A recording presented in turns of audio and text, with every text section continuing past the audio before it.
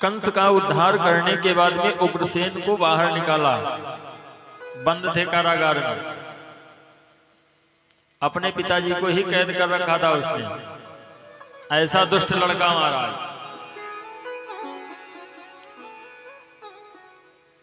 उग्रसेन को बाहर किया।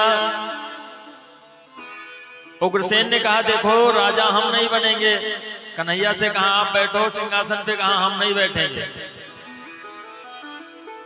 कहा हम नीचे बैठ करके इंट्रोडक्शन करेंगे, तुमको बताते रहेंगे कैसे क्या करना है, लेकिन सिंहासन पे हम नहीं बैठेंगे।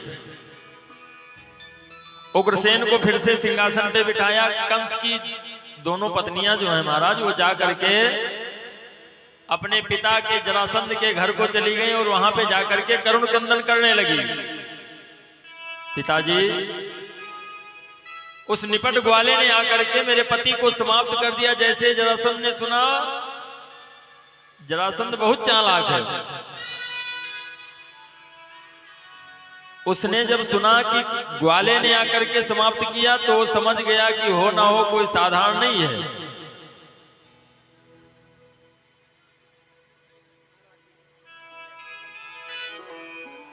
जरासंध से जैसे बताया कि उस ग्वाले ने समाप्त किया, जरासंध समझ गया कि जिसने 12 वर्ष की उम्र में हमको पराजित किया था उसे मारने वाला कोई साधारण नहीं है। अपनी बेटियों को समझाया कि ठीक है हम उससे बदला लेंगे समय आने पर। सोचा आफत में हम भी जाएं, आक्रमण कर दें, कहीं गड़बड़ हो जाए। दोनों पुत्रियां रोती हैं, पिताजी अब हम कहीं की नहीं रह गई, क्यों? ये शरीर ऐसा हो गया है। पति के न रहने के बाद में पूज्यपाद तुलसीदास जी कहते हैं मानस में कि जिया बिन देह नदी बिन वारी, जिए बिन देह नदी बिन वारी, जैसे पुरुष बिन नारी।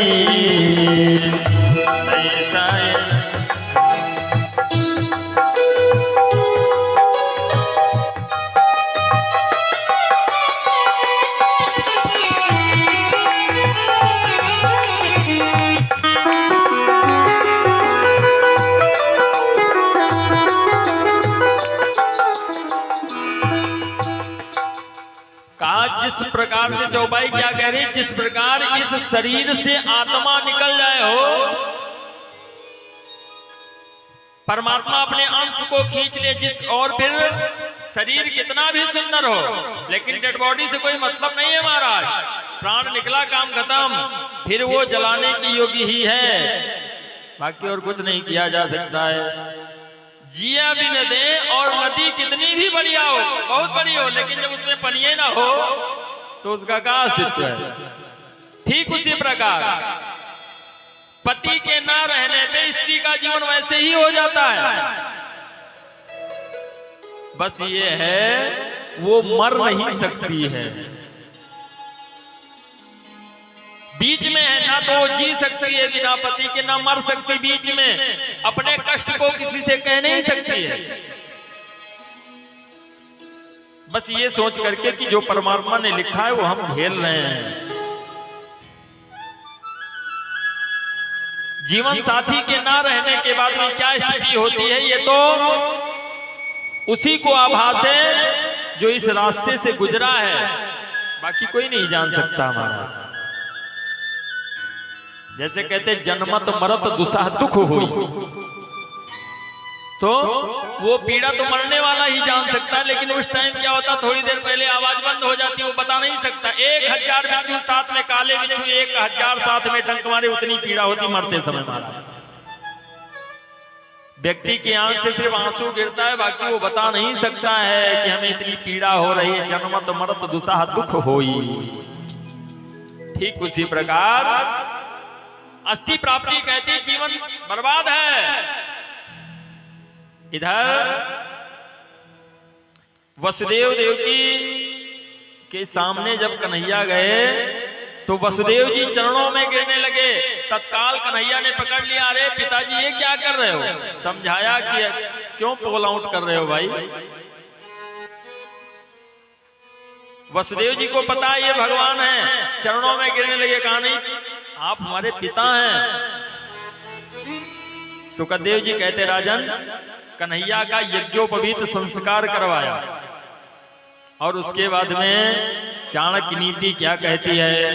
माता शत्रु पिता वैरी एन बालो न पाठिता, ना शोभते सभा मध्य हंस मध्य बको यथा। वो माता पिता अपने लड़के और लड़की के सबसे बड़े शत्रु हैं जो अपने बच्चों को शिक्षा नहीं दिलवाते हैं। माता शत्रु पिता वैरी एन बालो न पाठिता।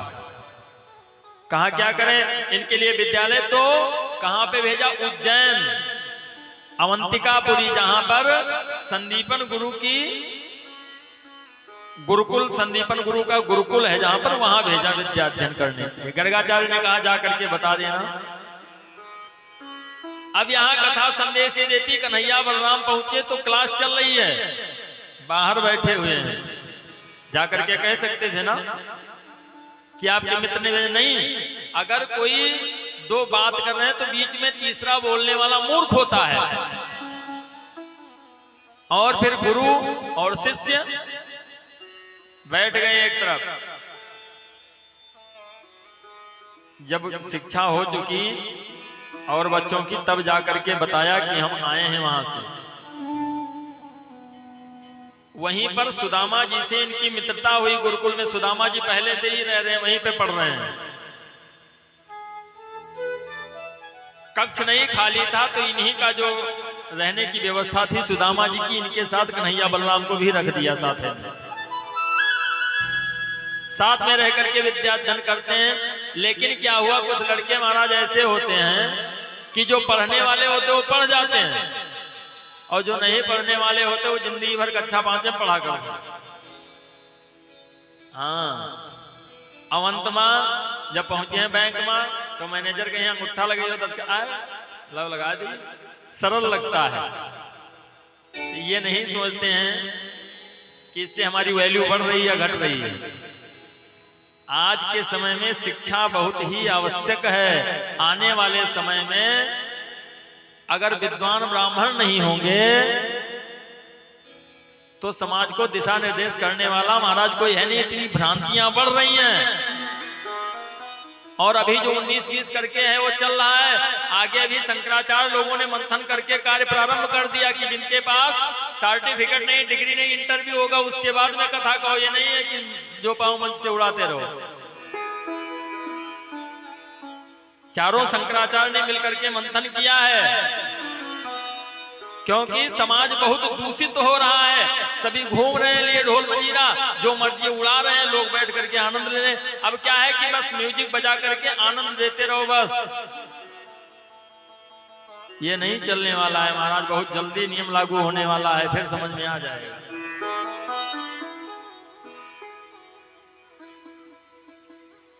विद्या अध्ययन किया, सुदामा जी वहीं पे रह गए और कन्हैया और बलराम बहुत जल्दी विद्या अध्ययन कर चुके।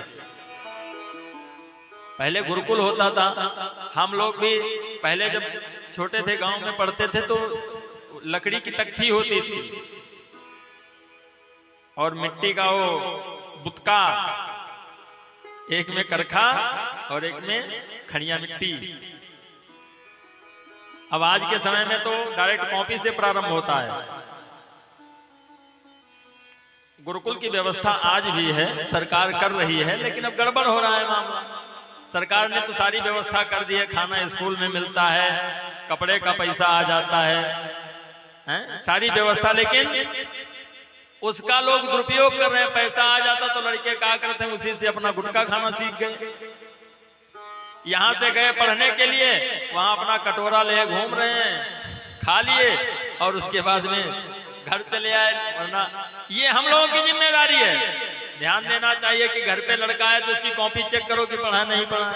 तो क्या करें, माता पिता का फुर्सत कहाँ है, उनका फोन से नहीं फुर्सत है, फोन पर ऑनलाइन रहे कि लड़कन का देखें कॉपी। एक माताजी अपने लड़के को रोज मार रहे हैं, रोज मार रहे हैं। कहीं पढ़ने जाओ, कहीं नहीं जाएगा, फिर अचानक जाने लगा तो संडे हो तब भी चला जाएगा। तो पड़ोसन ने कहा कि आजकल आपका लड़का रोज जा रहा है, पढ़े क्या बात है? तो कहती है कि मोरा ललुआ पढ़े से डरात है, पर हेलुआ के मारे जात है। कहा पढ़ने से उसको मतलब नहीं है। वैसे हमने लोगों के मुख से सुना, सुन करके दुख हुआ, चर्चा हो रही थी कि महाराज संगीत बढ़िया हो, कथा हुए चाहे ना हुए, जिससे समाज को सुधारा जा सकता है उससे कोई मतलब ही नहीं है। बस बाजन बढ़िया बाजा करे, बस वही ठीक है। भैया इन लोगों को बिठाओ। हाँ, बोलो बांके बिहारी लाल की जय।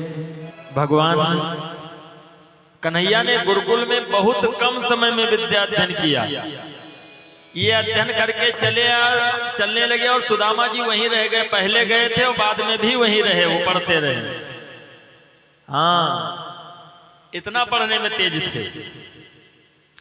ये जब चलने लगे तो गुरुजी से कहा, गुरुजी आप दक्षिणा बताइए। तो गुरुजी ने कहा, देखो हम दक्षिणा नहीं बताएंगे। कन्हैया ने कहा, बिना दक्षिणा के विद्या अधूरी होती है। अगर हमने विद्या अध्ययन किया तो उसका दक्षिणा आपको लेना पड़ेगा। कई बार कहा तो गुरुजी ने कहा कि जाकर के अपने माता जी से कहो, गुरु माता जी से पूछ लो, क्योंकि हम नहीं मांगेंगे। मांगने का काम माताओं का होता है, हमेशा मांगती हैं। कहीं दरबार में पहुंची तो बस ये मनोरथ पूरा हो जाए, बाकी सब आगे देखा जाएगा। अरे मंगली मनौती मैया तोहरे दुअरिया,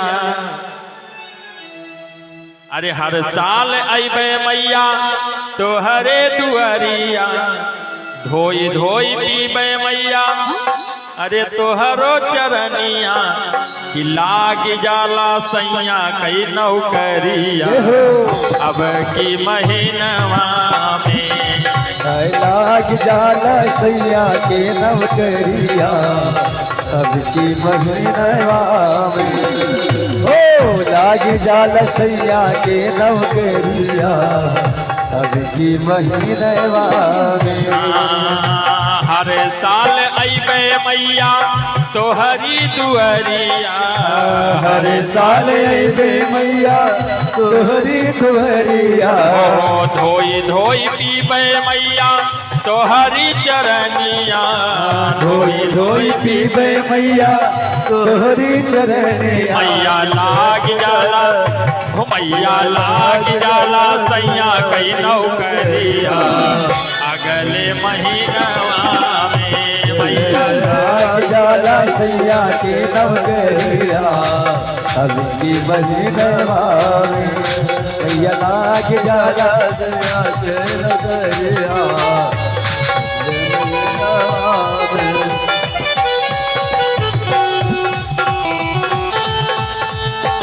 बोले दुर्गा मैया की जय।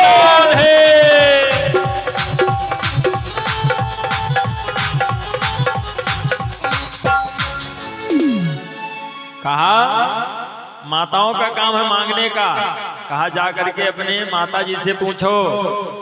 गुरु माता के पास में गए, कहा गुरु माता जी दक्षिणा बताइए। कहा दक्षिणा नहीं दे पाओगे तुम। कन्हैया ने कहा हमारे लिए काम मुश्किल है, क्यों नहीं दे पाएंगे। कहा अगर देना है तो आज के 5 साल पहले हम और तुम्हारे गुरुजी और हमारा एक लड़का था पुनर्दत्त, तीनों स्नान करने गए थे मकर संक्रांति के पर्व पे समुद्र में। हमारा लड़का उसी समुद्र में चला गया। अभी तक तुम यहाँ पे रहे तो लड़के की कमी नहीं महसूस हो रही थी, अब जा रहे हो तो अगर देना है दक्षिणा में तो हमारा पुत्र ला करके दे दो। कन्हैया ने कहा ठीक है। दाऊ भैया से कहा चलो। समुद्र के पास में गए, जैसे हाथ जोड़ करके विनती की। अब की बार समुद्र चूका नहीं। त्रेता में तो 3 दिन विनती किया था, यहाँ तो 5 मिनट में तुरंत आ गया। बताइए महाराज, सरकार बताइए। सोच रहा है कि जरा सी अगर कहीं गड़बड़ हुई तो गड़बड़ हो जाएगा मामला, क्योंकि जरा सी नजर तिरछी कर देते तो समुद्र में ज्वार भाटा आ जाता है। कहा प्रलय आ जाएगा, गड़बड़ हो जाए, तुरंत भाग करके आया। बताइए प्रभु, कहा संदीपन गुरु का लड़का पुनर्दत्त 5 साल पहले तुम्हारे भीतर गया, उसको बाहर करो। समुद्र ने कहा प्रभु आपको पता है कि हम अपने भीतर कुछ नहीं ले जाते हैं, आप जो गए हैं समुद्र में जानते होंगे, कुछ डालो बाहर कर देता फटाक से लहरों के द्वारा। कहा हम नहीं लेते कुछ, हमारे भीतर एक पंचजन्य नाम का राक्षस रहता है। कहा समुद्र में एक पंचजन्य का नाम का राक्षस है, हो सकता है वही पुनर्दत्त को खा गया हो। समुद्र से पूछा कहा वो है कहां इस टाइम? कहा एक शंख में छुप करके बैठा है। कन्हैया बलराम भीतर पहुंचे, ललकारा, उसको बाहर निकला। भगवान ने तलवार से बीच से उसका टुकड़ा कर दिया, फाड़ दिए बीच से। दाऊ ने कहा कन्हैया यहां तो पुनर्दत्त की हड्डी भी नहीं इसके भीतर, अब क्या करें? तो भगवान ने राक्षस को मार दिया और वही पंचजन्य शंख जो है वो भगवान ने अपने हाथों में ले लिया। भगवान के पास जो पंचजन्य नाम का शंख है वहीं से प्राप्त हुआ। अब वहां से निकले, कहा अब क्या करें? तो कहा डायरेक्ट वहां पे चलो जहां सब लोग जाते हैं। कहा संयमनीपुरी, यमपुरी को।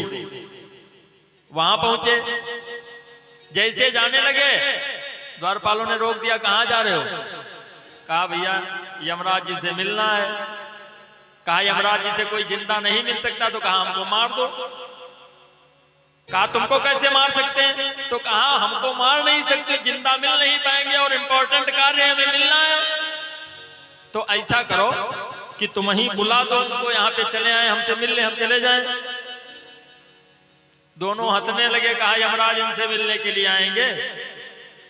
तो कन्हैया ने कहा भैया हंस काहे रहे हो, तुम न बुलाओ तो हम ही बुला लें। अब दोनों को और हंसी आई, कहा बुला लो। कन्हैया ने पंचजन्य शंख को जैसे फूंका, संयमनी पूरी यमपुरी नीचे से डग डग डग हिलने लगी।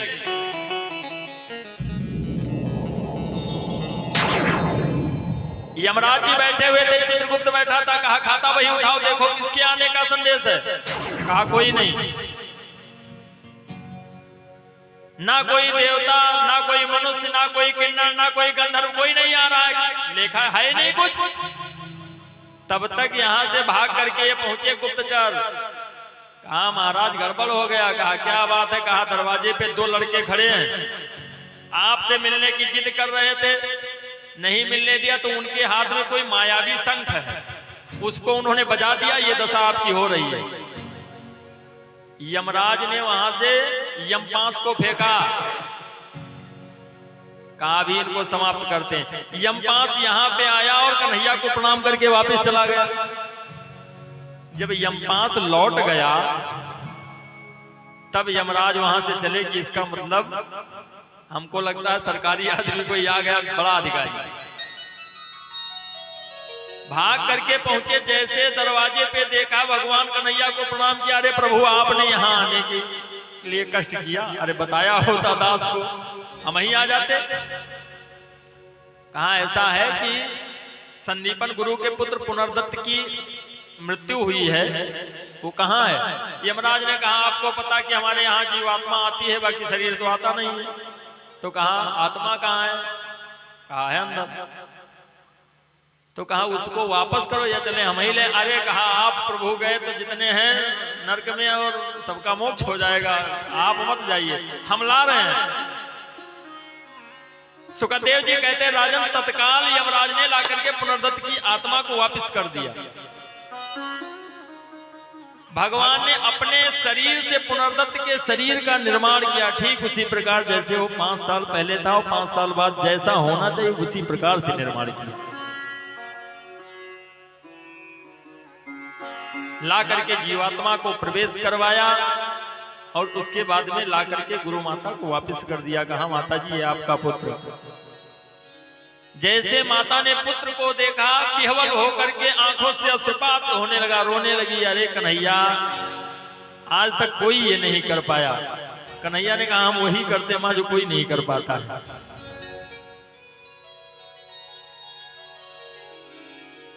माता ने आशीर्वाद दिया, कहा जाओ जिस प्रकार तुमने इस माँ का दर्द दूर किया है, मैं तुम्हें आशीर्वाद देती हूँ, तुम्हारी माँ की आंखों में कभी आंसू ना आए। कन्हैया ने कहा ये आशीर्वाद वापस ले लो, लागू नहीं होगा हमारे ऊपर। कहा क्यों? कहा हमारे दो माँ हैं, एक के पास रहेंगे तो एक रोएगी, एक के पास में रहेंगे तो एक रोएगी। कहा फिर दूसरा कोई आशीर्वाद दीजिए। तो दूसरा आशीर्वाद दिया, कहा जाओ जिस प्रकार तुमने हमारा दुख दूर किया इसी प्रकार सबका दुख दूर करते रहो। कहा हाँ, ड्यूटी लगा दिया, बहुत अच्छा किया माता। बोलो राधे राधे। विद्या अध्ययन करके आए सुखदेव जी, कहते हैं राजन 14 वर्षों तक मथुरा में रहे कन्हैया। 11 वर्ष की उम्र में आए, 14 वर्ष तक रहे, लेकिन कह करके आए हैं कि परसों आ जाएंगे, और आज तक वापस नहीं गए वहां। ब्रज वालों का रो रो करके ऐसा हाल हो गया है, सब बिल्कुल पागल हो गए हैं।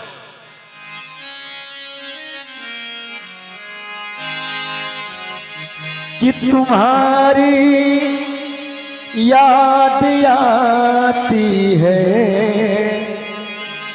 तुम्हारी याद आती है, बताओ क्या करें मोहन, तुम्हारी याद आती है, बताओ क्या करें मोहन।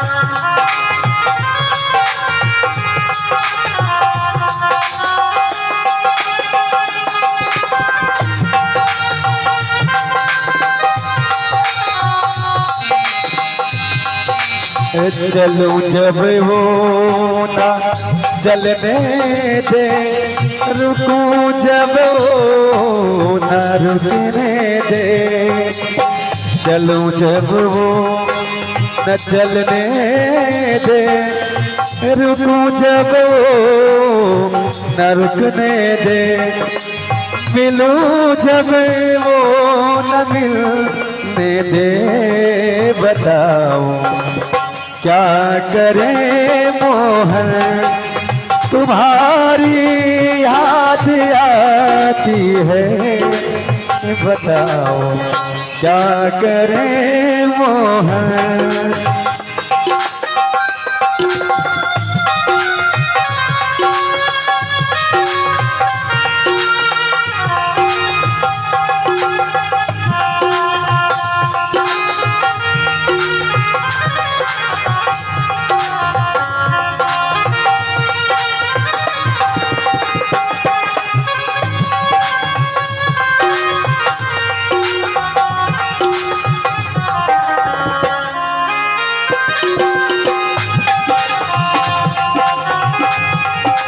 सुबह और शाम आती है, रात भर रुलाती है, सुबह और शाम आती है, रात भर रुलाती है, चैन हमको नहीं आता, चैन हमको नहीं आता, बताओ क्या करे मोहन, तुम्हारी याद आती है, बताओ क्या करे मोहन।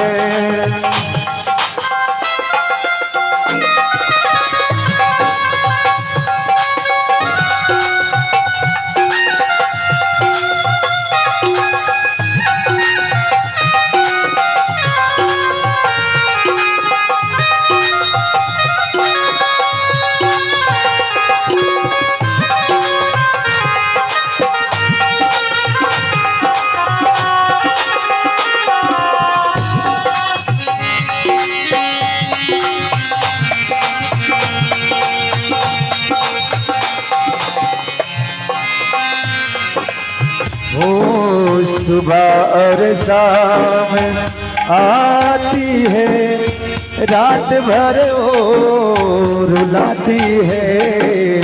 सुबह और शाम आती है, रात भर वो रुलाती है। चैन हमको नहीं आता, चैन हमको नहीं आता, बताओ क्या करे मोहन, तुम्हारी याद आती है, तुम्हारी याद आती है, बताओ क्या करे मोहन। कन्हैया ने अपने प्रिय सखा उद्धव को बुलाया। कहा, उद्धव, हमारा ये मन कहता है कि तुम वृंदावन को चले जाओ। उद्धव जी परम ज्ञानी है, संस्कृत के बहुत बड़े विद्वान। कहा तुम चले जाओ। उद्धव ने कहा हम क्या करने जाएं वहां पे, ग्वालिन हमारी भाषा समझ ही नहीं पाएंगे, क्या जा करके वहां पे हम समझाएंगे। मानो कन्हैया उनके ज्ञान, जो उनके अंदर ज्ञान का अभिमान है, उसको समाप्त करना चाहते हैं। अपना पीतांबर दे दिया, अपना रथ दे दिया, और जिस प्रकार से कन्हैया है उस प्रकार से सांवला रूप उद्धव का भी है। कहा, उद्धव जी आप इस रथ को लेकर के चले जाइए, वहां से कुछ हाल खबर ले आइए जाकर के। उद्धव जी चले, मन में सोचते हुए जा रहे हैं हम क्या संवाद करें वहां पे जाकर के, क्योंकि संस्कृत के विद्वान हैं। वो सोचा वहां संस्कृत कोई समझेगा नहीं। ये वृंदावन में पहुंचे तो कुंज करीलों में फंस करके इनका पीतांबर जो सब फट गया। मानो ये बताना चाह रहा है कि तुम्हारा जो ज्ञान का अभिमान है वो समाप्त होने वाला है। रास्ते में कुछ ग्वाले मिले, कहा हमें नंद बाबा के यहाँ पे जाना है। कहा नंद बाबा के यहाँ जाने का बिल्कुल सरल रास्ता है। कहा ये जो नाली देख रहे हो सामने बह रही है, हाँ यही देखते हुए चले जाओ, ये वहीं से बह रही है। वहां से बह रही है, ये कैसी नाली? कहा ये कोई साधारण नाली नहीं है, ये आंसुओं की नाली है। वहां पे जो गौएं हैं, माँ यशोदा है, बाबा नंद है, वो लोग जो रो रहे हैं वही आंसुओं की नाली बह रही है, वो आंसू बह करके आ रहे हैं। उद्धव ने जैसे इतना सुना वहीं पे इनकी आंखों से अश्रुपात होने लगा।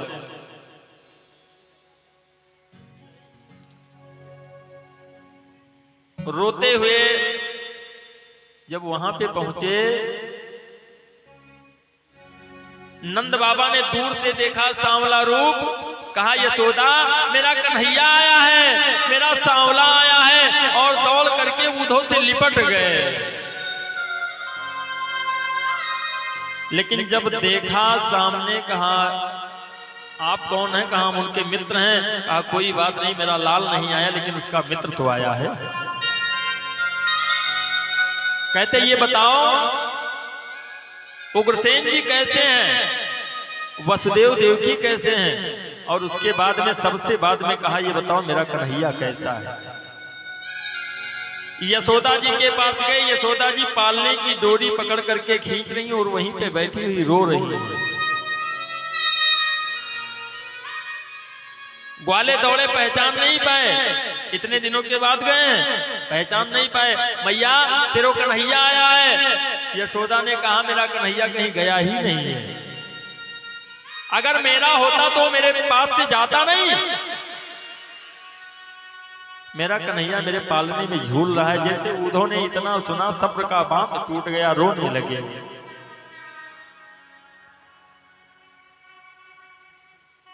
गए हैं एक दिन के लिए कि जा करके हम चले आएंगे, लेकिन जब वहां पे गए गोपियों की ये दशा देखी, ब्रज की ये दशा देखी, 6 महीने तक उद्धव जी वापिस ही नहीं हुए, वहीं पे रहे। सखियों ने देखा उद्धव जी को, कहा वाह आ गए। उद्धव ने कहा उस कन्हैया को भूल जाओ। कहा कहना बहुत सरल है, कैसे भूल सकते हैं उसको, लेकिन हाँ जिस प्रकार वो बाहर से काला उस प्रकार वो भीतर से भी काला है। और तुम भी काले हो ना, उसके सखा हो, इसलिए तुम ऐसा कह रहे हो कि भूल जाओ। कैसे भूल जाऊं उसको? कहती हैं राधा जी कि उद्धव जा करके मोहन से कह दो, उद्धव जा करके मोहन से कह दो, याद तो भूल सकती नहीं है। उद्धव जा करके मोहन से कह दो, याद तो भूल सकती नहीं है।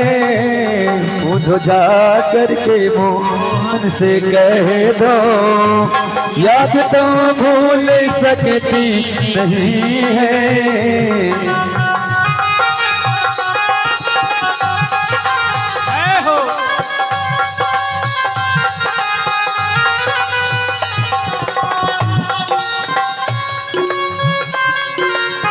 श्री राधे।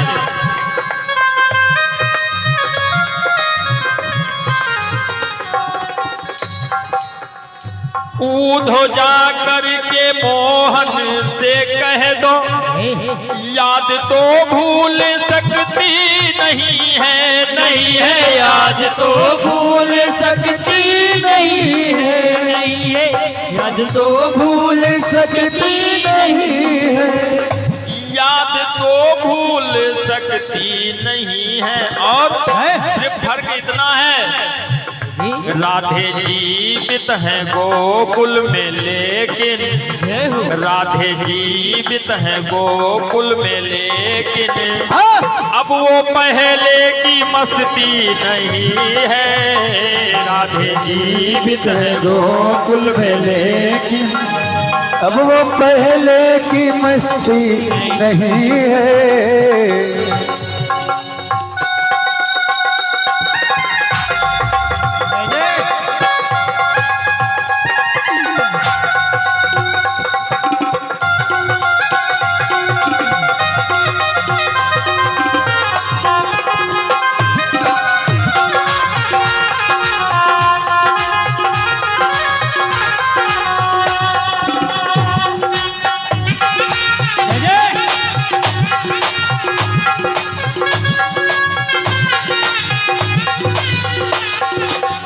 और उद्धव जी मैंने खत लिख के उनको बुलाया, मैंने पत्र लिखा था कन्हैया सिर्फ एक बार, एक बार चले आओ हे सांवरे, आ करके या तो मुझको चहर दे तो मर जाऊं, एक बार चले आओ फिर आगे चले जाना। एक बार चले आओ, एक बार चले आओ फिर आके चले जाना। एक बार चले आओ फिर आके चले जाना। एक बार चले आओ फिर आके चले जाना। और रोती तेरी गैया है, रोती तेरी गैया है, रोता है ये बरसाना। रोती तेरी गैया है, रोता है बरसाना। कहती हैं उद्धव जी मैंने खत लिख के उनको बुलाया, तुमने खत उनका आकर दिखाया, दिखाया तुमने खत आके उनका दिखाया, दिखाया तुमने खत आके उनका दिखाया, तुमने खत आके उनका दिखाया। ये बताओ कि कन्हैया मेहंदी कब से लगाने लगे? कहा कन्हैया मेहंदी कब से लगाने लगे? कहा क्यों? क्या उनके पैरों में मेहंदी लगी है? कहा यहाँ नहीं लगाते थे, मथुरा जाने के बाद में मेहंदी लगा लिया अपने पैरों में। क्या उनके पैरों में मेहंदी लगी है? गोकुल आने के काबिल नहीं है, उनके पैरों में मेहंदी लगी है, गोकुल आने के काबिल नहीं है, उनके पैरों में मेहंदी लगी है, गोकुल आने के काबिल नहीं है। जब राधा जी ने डांट करके कहा क्या उनके पैरों में मेहंदी लगी है, गोकुल आने के काबिल नहीं है, तो उद्धव जी कहते हैं राधे वो बात क्यों पूछती हो, राधे वो बात क्यों पूछती हो, जो बताने के काबिल नहीं है। राधे वो बात क्यों पूछती हो, जो बताने के काबिल नहीं है।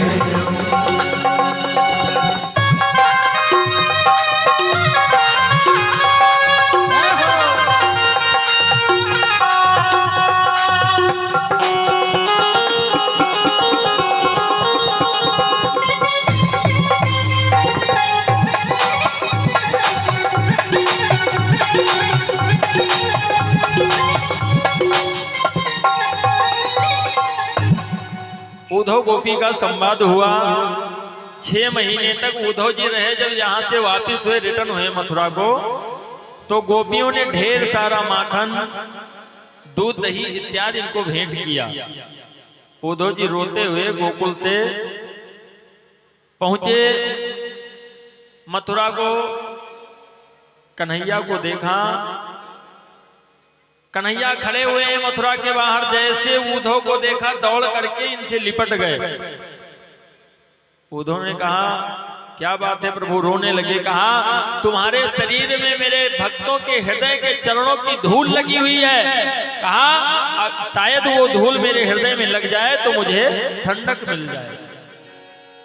कहा इतना लगाव है तो जाते क्यों नहीं हो? कहा अगर हम वहां पे जाएंगे तो गड़बड़ हो जाए। सुखदेव जी कहते राजन, इस प्रकार भगवान 14 वर्षों तक वहां पे रहे और कंस को मारने के बाद में जरासंध ने 17 बार मथुरा पे आक्रमण किया।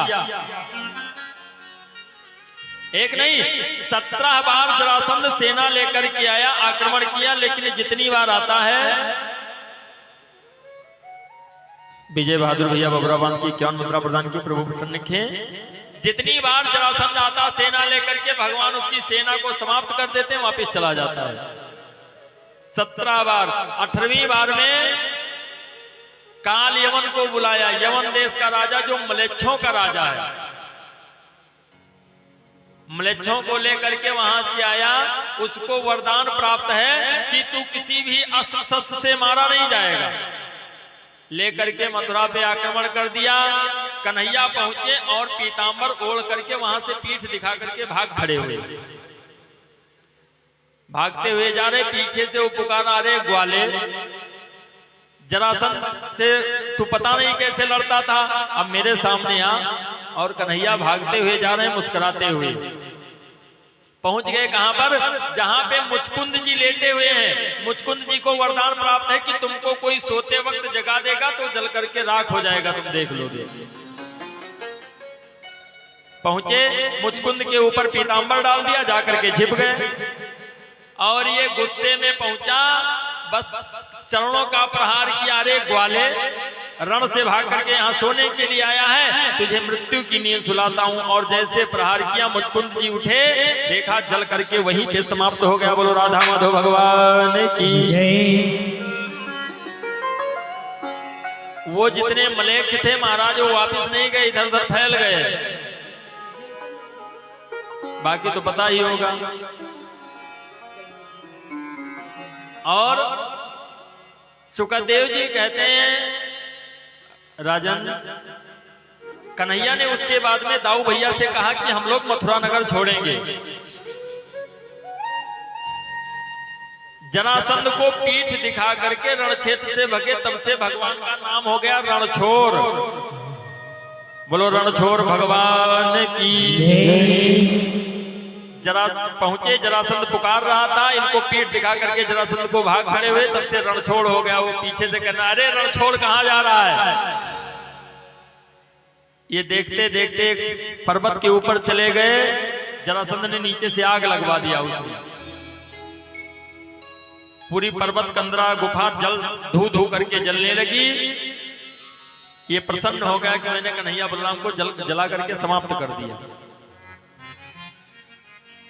वहां से चला आया और ये लोग धुएं का ओट लेकर के उधर से आए। वहां से समुद्र के किनारे, समुद्र की एक द्वीप पर विश्वकर्मा को बुला करके सुंदर नगर बनवाया, जिसका नाम हुआ द्वारिका। बोलो द्वारिकापुरी की, बोलो द्वारिका धाम की। जा करके द्वारिकाधीश के पद पे इनका अभिषेक हुआ वहां पर, तभी से भगवान का नाम द्वारिकाधीश हो गया। बोलो द्वारिकाधीश भगवान की जय। जितने कृष्ण भक्त राजा थे सबको खबर हुई, सब लोग वहां पे पहुंचे। रात में सोते वक्त मथुरा के जितने वासी थे सबको वहीं पे बुला लिया। जब प्रातः काल हुआ तो ये लोग अपने को एक सुंदर नगर में पाए। कन्हैया ने सारी बात बताई। जरासंध पता ही नहीं लगा पाया कि द्वारिका है कहां। और इधर अब चलते हैं कुंडिनपुर को, विदर्भ देश। पूज्य श्री द्वारा गाई गई सभी भजनों एवं कथाओं को श्रवण करने हेतु हमारे चैनल युवा संस्कृति को सब्सक्राइब कर इसके सहभागी बने। सादर जय सिया राम।